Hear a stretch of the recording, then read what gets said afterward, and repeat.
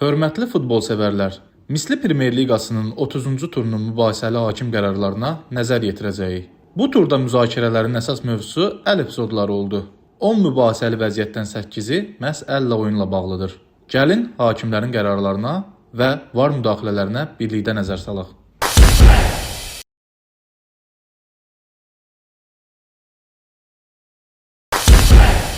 Sumqayıt rəqibin qapısına qol vurur. Hakim qolu qeydə alır. VAR epizodu yoxlayır və aşkar edir ki, qoldan əvvəl hücum zamanı Sumqayıtın futbolçusu ötürülən topa oyundan kənar vəziyyətdə yiyələnir və hücum sonda qolla yekunlaşır. Bu səbəbdən qol qeydə alınmır.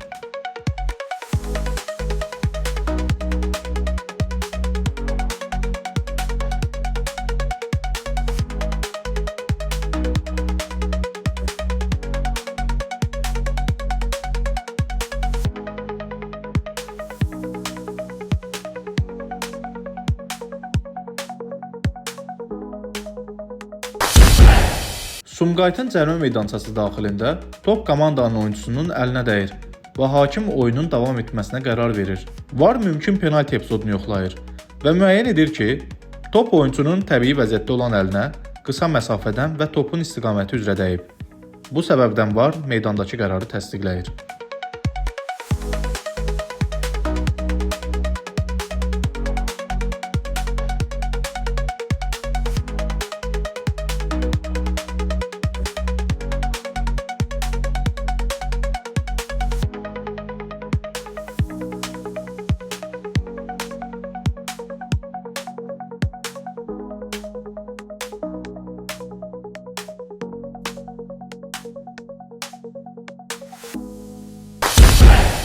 Sumqayıtın cərimə meydanı daxilində top bu komandanın oyuncusunun əlinə dəyir və oyuncu yerə yıxılaraq zədə almış kimi göstərir. Hakim durduğu mövqedən əllə oyunu görə bilmədiyindən davam işarəsi verir. VAR əllə oyuna görə mümkün penalti epizodunu yoxlayır. Məlum olur ki, Sumqayıtın oyuncusunun əlləri qeyri-təbii vəziyyətdədir və əl topu blok etmək üçün uzadılır. Top ilkin olaraq oyuncunun sol və sonra digər əlinə dəyir. VAR baş hakimi epizodu izləməyə dəvət edir. Hakim epizodu izlədikdən sonra əllə oyuna görə penalti təyin edir.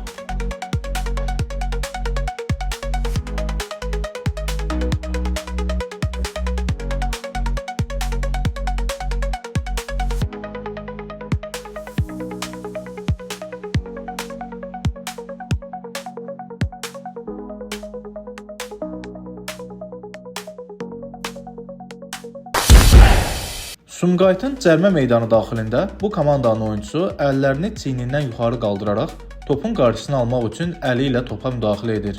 Hakim əllə oyuna görə penalti təyin edir. VAR epizodu yoxlayır və müəyyən edir ki, top əvvəlcə Sumqayıtın oyuncusunun başına sürtərək qeyri-təbii vəziyyətdə olan əlinə dəyir. Əllə oyun meyarlarında ilk olaraq oyuncunun əllərinin təbii və ya qeyri-təbii vəziyyətdə olması nəzərə alınır. Bu vəziyyət üçün oyuncunun əlləri qeyri-təbiidir.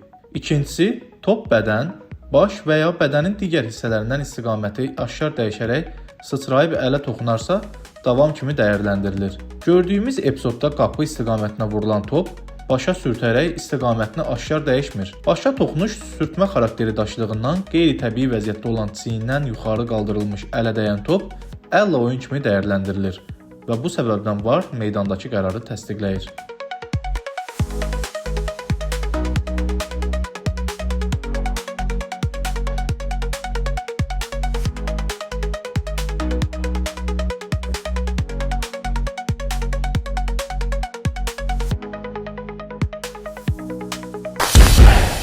Sabahın futbolçusu Şamaxının cərimə meydanında rəqiblə top uğrunda mübarizədən sonra yerdə qalır. Hakim davam işarəsi verir. VAR ayağa zərbə şübhəsi ilə mümkün penalti epizodunu yoxlayır. Aşkar olur ki, Şamaxının oyuncusu topa oynadıqdan sonra ehtiyatsız şəkildə rəqibin ayağına zərbə endirir. Bu təmas topa oynadıqdan sonra ehtiyatsız olduğundan və oyunçu əlavə hərəkət etmədiyindən VAR meydandakı qərarı təsdiqləyir.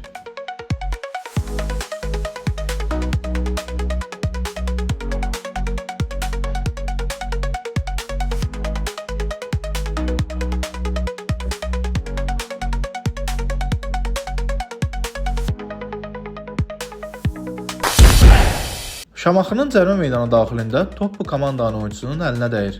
Hakim davam işarəsi verir. VAR əllə oyuna görə mümkün penalti epizodunu yoxlayır və müəyyən edir ki, Top oyunçunun əlinə qısa məsafədən dəyir. Oyunçu əlini topdan qaçırmağa çalışır. Əllə oyun meyarları səbəbindən VAR meydandakı qərarı təsdiqləyir.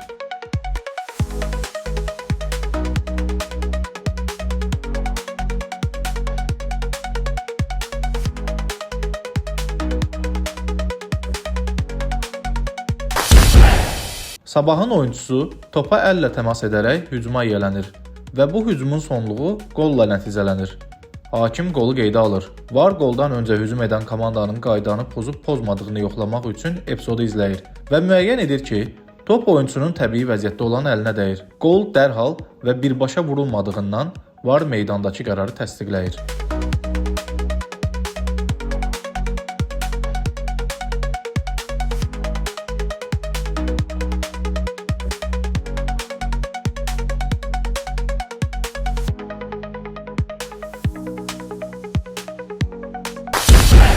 Qəbələnin oyunçusu topa əllə oynayaraq hücuma yiyələnir və hücumun sonluğu qolla yekunlaşır. Hakim qolu qeydə alır, VAR epizodu yoxlayır və məlum olur ki, Qəbələnin oyunçusu əllərindən qeyri-təbii istifadə edir.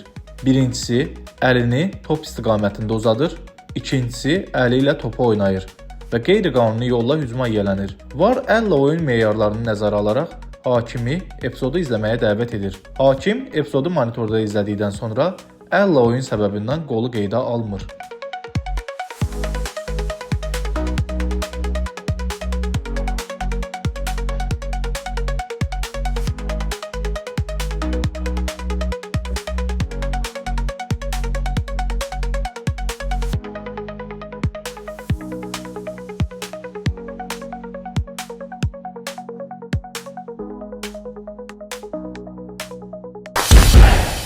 Karvan Yevlaxın oyunçusu topa başla oynadıqdan sonra top Neftçinin cərimə meydanında bu komandanın oyunçusunun bədəninə bitişik əlinə dəyir. Hakim davam işarəsi verir. VAR əllə oyun şübhəsi ilə mümkün penalti epizodunu yoxlayır və müəyyən edir ki, top Neftçinin oyunçusunun əlinə qısa məsafədən dəyir və əl bədənə bitişikdir. Bu səbəbdən VAR meydandakı qərarı təsdiqləyir.